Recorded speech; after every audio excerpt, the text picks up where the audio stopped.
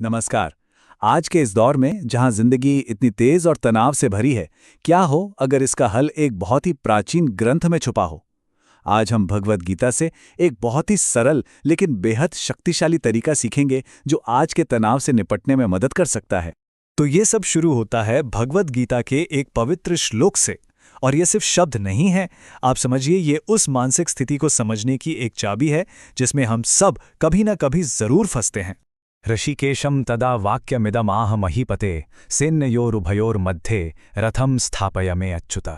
सुनने में इन शब्दों में गहरी शांति महसूस होती है, लेकिन असल में इन शब्दों में एक बहुत बड़ी मांग छुपी है। तो आखिर इसका मतलब क्या है, चलिए समझते हैं।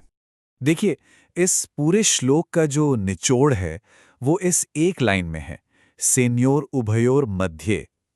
इसका सीधा सा मतलब है दोनों सेनाओं के बीच में। ये कोई बहुत मुश्किल फिलॉसफी नहीं है, बल्कि एक बहुत ही प्रैक्टिकल निर्देश है। तो यहाँ हो क्या रहा है? कुरुक्षेत्र के मैदान में अर्जुन अपने सारथी भगवान कृष्ण से कह रहे हैं कि मेरे रथ को युद्ध के ठीक बीच में ले चलो, ऐसी जगह जहां से मैं दोनों तरफ खड़ी सेनाओं को साफ साफ देख सकूं। मतलब वो एक्शन लेने से पहले पूरी सिचुएशन को ठंडे दिमाग से समझना चाहते हैं। अब सवाल ये उठता है कि ये हजारों साल पुरानी युद्ध की कहानी आज हमारे लिए जरूरी क्यों है। वो इसलिए क्योंकि अर्जुन की ये जो दुविधा है, ये जो स्थिति है, वो हर इंसान की अपनी कहानी है। ये एक ऐसी समस्या है जो कभी नहीं बदलती। कभी ना कभी ऐसा जरूर महसूस हुआ होगा, है ना, कि हम दो रास्तों, दो विचारों या दो जिम्मेदारियों के बीच में फंस गए हैं। एक तरफ दिल कुछ और कहता है और दूसरी तरफ दिमाग। एक तरफ हमारी अपनी इच्छा है और दूसरी तरफ परिवार की उम्मीदें। और जानते हैं, यही है हमारा असली अंदर का युद्ध क्षेत्र। यहां कोई सैनिक नहीं होते, यहां भ्रम, दुविधा और तनाव की सेनाएं होती हैं। एक तरफ गलत फैसला लेने का डर होता है, तो दूसरी तरफ दूसरों के दबाव की सेना खड़ी होती है। और इस युद्ध क्षेत्र के बीच में हम खड़े होते हैं, बिल्कुल अर्जुन की तरह, अकेले। इस बात को और अच्छे से समझने के लिए चलिए एक आज के ज़माने की कहानी देखते हैं।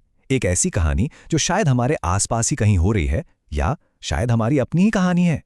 तो सोचिए, एक स्टूडेंट है जिसकी पढ़ाई अभी अभी पूरी हुई है। अब उसके सामने जिंदगी के दो बड़े रास्ते हैं और उसे किसी एक को चुनना है। तो एक तरफ है एक रास्ता जो बिल्कुल सीधा है, सेफ है, एक अच्छी स्टेबल नौकरी, बढ़िया सैलरी और परिवार की खुशी। समाज की नज़रों में ये एक कामयाब जिंदगी है। ये है पहली सेना।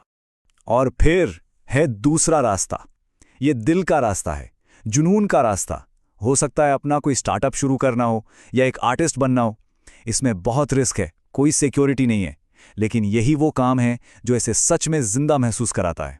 ये है दूसरी सेना। अब होता क्या है, इन दो सेनाओं के बीच फंसकर वो इंसान डर और कंफ्यूजन में जैसे जम सा जाता है। वो कोई फैसला ही नहीं ले पाता, वो बस इंतजार करता रहता है। और जैसे जैसे वक्त बीतता है, तनाव और दबाव बढ़ता ही चला जाता है। तो फिर इस कहानी का, इस दुविधा का हल क्या है? इसका जवाब हमें वापस वहीं मिलता है, गीता के उसी श्लोक में। गीता हमें एक बिल्कुल साफ रास्ता दिखाती है। इसमें जो सबसे दिलचस्प बात है वो ये है कि गीता के अनुसार असल समस्या वो दो रास्ते नहीं थे। समस्या थी उन रास्तों को देखकर मन में पैदा हुआ डर और घबराहट। मतलब असली गलती हालात की नहीं होती, गलती होती है उस पर हम रिएक्ट कैसे करते हैं। और ये स्लाइड इस फर्क को बहुत अच्छे से दिखाती है। एक तरफ है केओस से रिएक्शन, यानी घबराहट, भ्रम और आखिर में कोई एक्शन ना लेना। और दूसरी तरफ है क्लैरिटी से एक्शन, यानी पहले रुकना, फिर दोनों पक्षों को देखना और फिर शांत मन से फैसला लेना। अर्जुन ने कृष्ण से यही तो मांगा था। तो ये स्पष्टता का मार्ग है क्या? बहुत सिंपल, 4 स्टेप्स हैं। पहला, जब भी दुविधा हो तो तुरंत रिएक्ट करने के बजाय एक पल के लिए रुकें। दूसरा, अपने मन में खुद को उस स्थिति के बीच में ले जाएं, ठीक वैसे ही जैसे अर्जुन ने रथ को ले जाने को कहा था। तीसरा, दोनों विकल्पों को बिना जज किए, बिना सही गलत का टैग लगाए बस एक दर्शक की तरह देखें। और चौथा, उस शांति और स्पष्टता की जगह से अपना अगला कदम उठाएं।